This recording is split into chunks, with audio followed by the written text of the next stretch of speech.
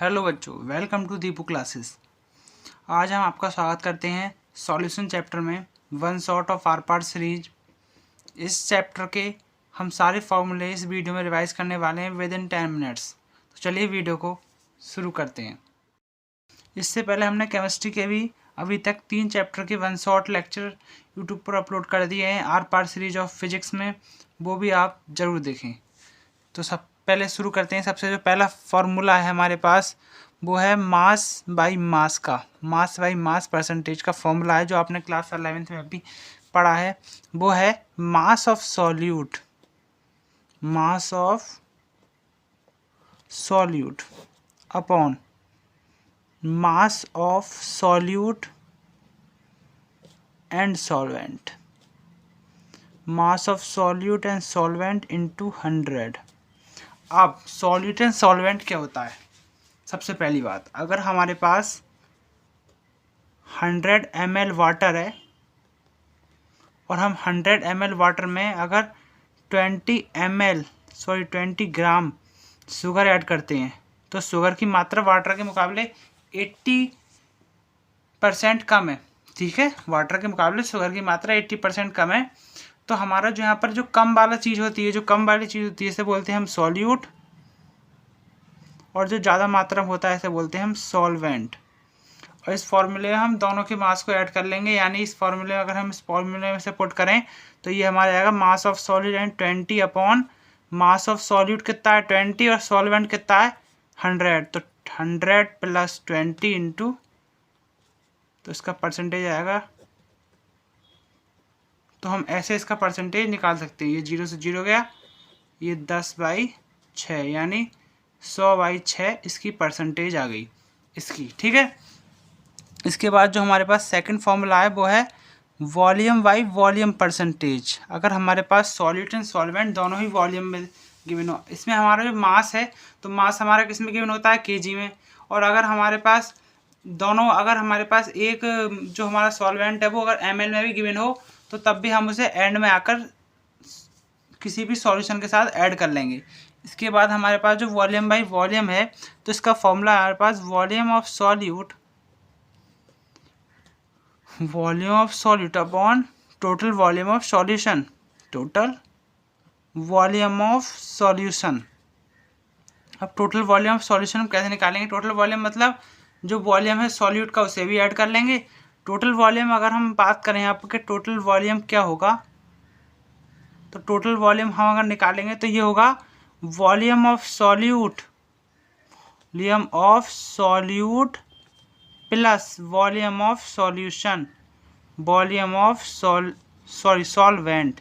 अगर सॉल्यूट और सॉल्वेंट दोनों जैसे यही है हमारे पास, इसमें हमारा वॉल्यूम ऑफ सॉल्यूट कितना है 20 और टोटल वॉल्यूम है तो 100 प्लस 20 यानी 120 और इंटू 100, ये हमारे फॉर्मूला हो जाएगा। इसके बाद जो हमारे पास जो थर्ड फॉर्मूला है वो है मास बाई वॉल्यूम का formula, mass by volume percentage.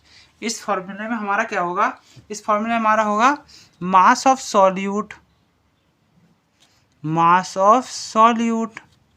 Upon volume of solution हमें यहाँ पर लेना है इंटू 100। अब मास जैसे हमारे पास है कि हम यही हमारे पास जो हमने पहले लिया था, इसमें 20 ग्राम क्या है शुगर है और 100 ml वाटर है।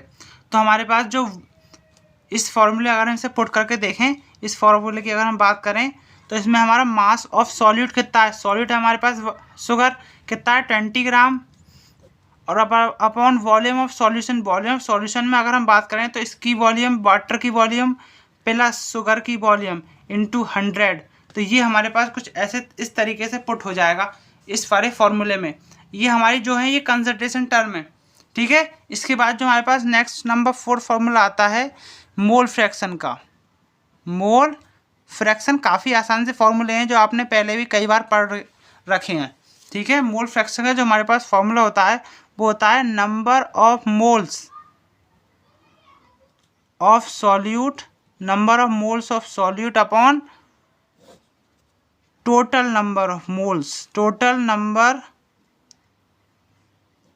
Moles of solution. अब आप पहले मुझे ये बताइए जो सॉल्यूशन होता है उसमें क्या क्या चीज़ होती है। सॉल्यूशन में आपका एक होता है सॉल्यूट एंड होता है सॉल्वेंट, हमारी दो ही तो चीज़ें होती हैं सॉल्यूशन में। अब total number of moles of solution, तो सॉल्यूशन में मोल्स निकालने हैं तो moles of solute and moles of solvent, इन दोनों की मोल्स हमारे total number of moles of solution में ऐड हो जाएंगे। जैसे अगर हमें मोल्स किसी चीज़ के निकालने हैं तो मोल्स का फॉर्मूला क्या होता है, सबसे बड़ी बात आप ये सुनिए कि मोल्स का जो फॉर्मूला होता है वो क्या होता है। तो अगर हमें किसी चीज़ के मोल्स निकालने हैं, जैसे हमने वाटर लिया, हमें वाटर के मोल्स निकालने हैं, वाटर का हमें मास गिवन है 100, तो पहले नंबर ऑफ मोल्स का अगर हमें निकालने हैं तो इसका नंबर ऑफ मोल्स का formula number of moles to mass given, जो भी हमारे पास मास गिवन हो अपॉन मोलर मास।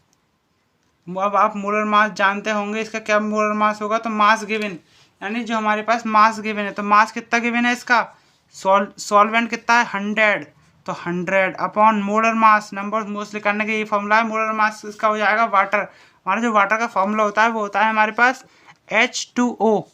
तो हाइड्रोजन का जो मास होता है वो होता है 1, तो 1 इंटू 2 यानी 2, प्लस ऑक्सीजन का मास होता है 16, तो ये हो जाएगा 18 मोलर मास। तो 100 अपॉन 18 यानी T/9, तो ये आपका चला जाएगा, ये आपका 5.6, ये आपका इसके मोल आ गए, ये नंबर ऑफ मोल्स आ गए हमारे पास वाटर के।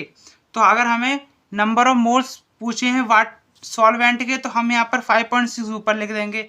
हमसे सॉल्यूट के नंबर ऑफ मोल्स पूछे हैं यानी शुगर के, तो हम वो भी निकाल लेंगे। तो नंबर ऑफ मोल्स का आपको फॉर्मूला पता चल गया, वो होता है मास गिवन अपॉन मोलर मास।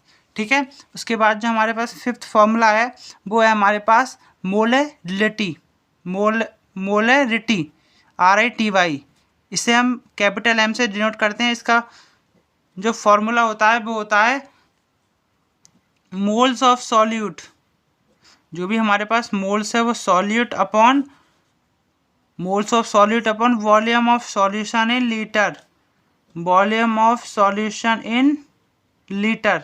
ये काफ़ी इंपॉर्टेंट बात है। मोल्स तो हमने फॉर्मूला पढ़ लिया, उसके बाद अगर हम इसकी volume of solution in litre निकालें तो हमारे पास जो भी वॉल्यूम, जैसे हमारे पास क्वेश्चन में गिवन हो कि 20 gram of sugar dissolve in 100 ml of water, यही जो हमारे पास ये पहले हमने लिया था इसे ही हम वापस लेंगे। अगर हमसे ऐसा क्वेश्चन दिया रखा हो तो हमें पहले मोल्स निकालने सॉल्यूट के, वो आप इस वाले फॉर्मूले से निकाल लेंगे। उसके बाद जो हमारे पास वॉल्यूम गिवन है यानी जो 100 ml गिवन है, इसे हम पहले लीटर में कन्वर्ट करेंगे। तो लीटर में ही कैसे कन्वर्ट होगा, किसी चीज़ को जब हम लीटर में कन्वर्ट करते हैं, केजी में कन्वर्ट करते हैं, तो सिंपल हम उस चीज़ को डिवाइड करते हैं 1000 से, 1000 से हम उससे डिवाइड करते हैं, तो ये हमारे पास आ जाएगा 0.1 लीटर। तो हम इसमें 0.1 लीटर पुट कर देंगे। ठीक है, आई होप आपको ये बात समझ में आई होगी। इसके बाद नंबर 6 है जो हमारे पास इस कंसंट्रेशन टर्म का लास्ट फॉर्मूला है, वो है हमारे पास मोलरिटी स्मॉल m। इसका फॉर्मूला है मोल्स ऑफ सॉल्यूट, ऊपर तो सभी का सेम है, moles of solute upon mass of solution, solution का जो मास है इन kg। इसमें सिंपल सा मास जो हमें लेना है वो लेना है kg में। एक मिनट रुकिए, सॉरी वो माफ़ कीजिए, ज़रा पेन ख़त्म हो गया था। तो ये हमारे पास होता है mass of solution in kg। अगर हमें फिर से हम इसकी बात करें, जो हमारे पास ये 100 ml ऑफ वाटर है, अगर इसे हम kg में कन्वर्ट करेंगे तो इसकी हम डिवाइड कर देंगे 1000 से। सिंपल है, ये आपके फॉर्मूले हो गए। इसके बाद बढ़ते हैं आगे। इसके बाद जो हमारे पास 7 फॉर्मूला है वो है हेनरी लॉ से। किससे वो हमारे पास हेनरी लॉ। तो हेनरी लॉ से हमारे पास जो फॉर्मूला होता है वो होता है P = KH(x). अब ये क्या होता है, इसमें जो हमारे पास P होता है वो होता है पार्शियल प्रेशर,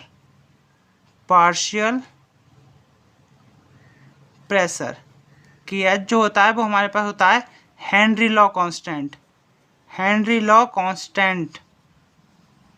और जो हमारे पास x होता है वो होता है मोल फ्रैक्शन। ठीक है, उसके बाद जो हमारे पास 8, अब हम बढ़ते हैं कॉलिगेटिव प्रॉपर्टी की तरफ।